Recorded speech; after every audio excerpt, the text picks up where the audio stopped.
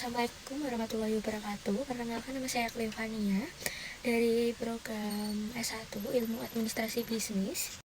Pada tugas 1 kali ini di matkul Logika 310, saya akan menjawab pertanyaan nomor 1. Berikut merupakan macam-macam term dan penjelasannya beserta contohnya. Dalam kajian logika dan bahasa, term merupakan kata atau kelompok yang digunakan untuk menyebut sesuatu. Contohnya baik benda, sifat, maupun konsep.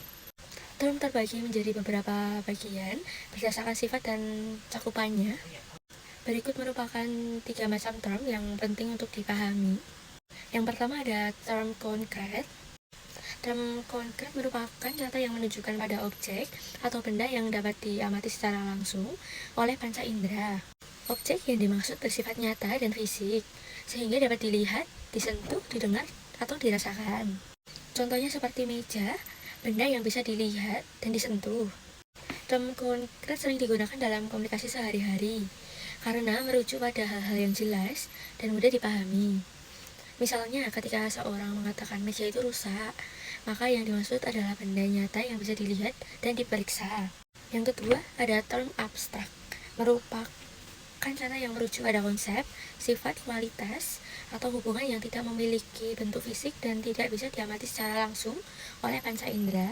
Contohnya seperti kejujuran sifat moral yang tidak tampak secara fisik.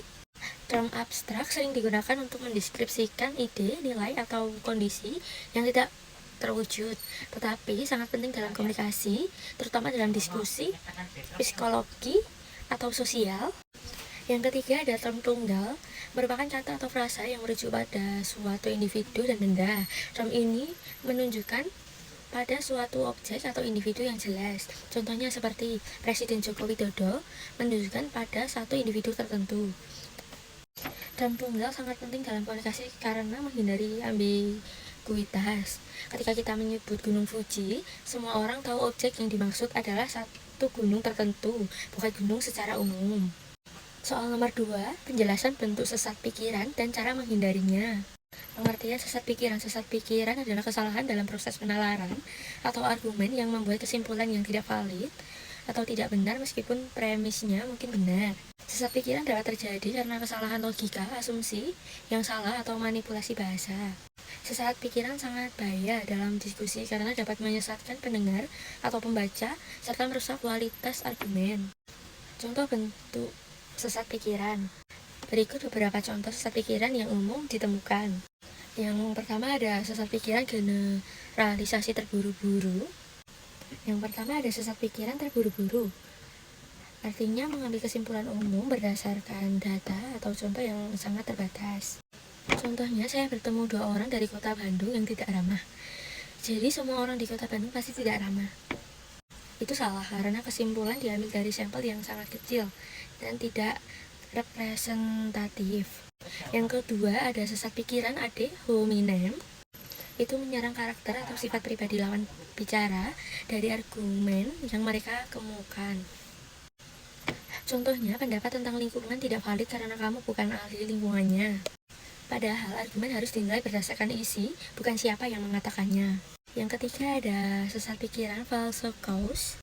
Ini menganggap bahwa karena suatu kejadian terjadi setelah kejadian lain, maka kejadian pertama adalah penyebabnya. Contohnya, setelah saya memakai kalung ini, saya selalu beruntung. Jadi kalung ini membawa keberuntungan. Padahal hubungan sebab akibat tidak selalu benar karena berurutan. Yang keempat ada sesat pikiran strawman.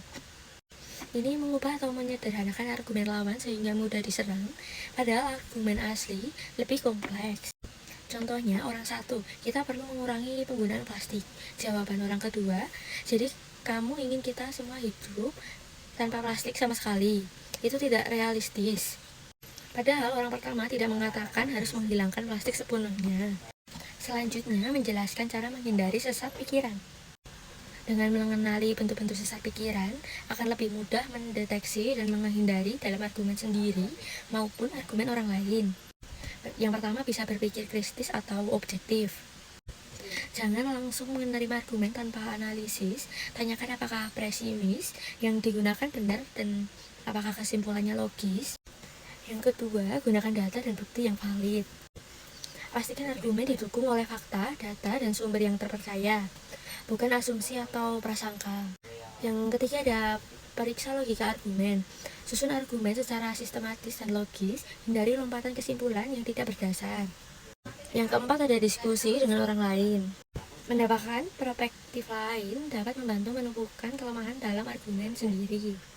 Yang kelima ada hindari emosi berlebihan dalam argumen. Emosi dapat mempengaruhi objektivitas dan membuat kita rentan terhadap sesat pikiran. Kesimpulannya, memahami berbagai jenis term membantu kita menggunakan bahasa secara tepat dan jelas, baik dalam komunikasi sehari-hari maupun dalam diskusi akademis. Sementara itu, mengenali dan menghindari sesat pikiran sangat penting agar argumen yang kita buat atau terima tetap valid. Dengan latihan berpikir kritis dan logis, kita dapat meningkatkan kemampuan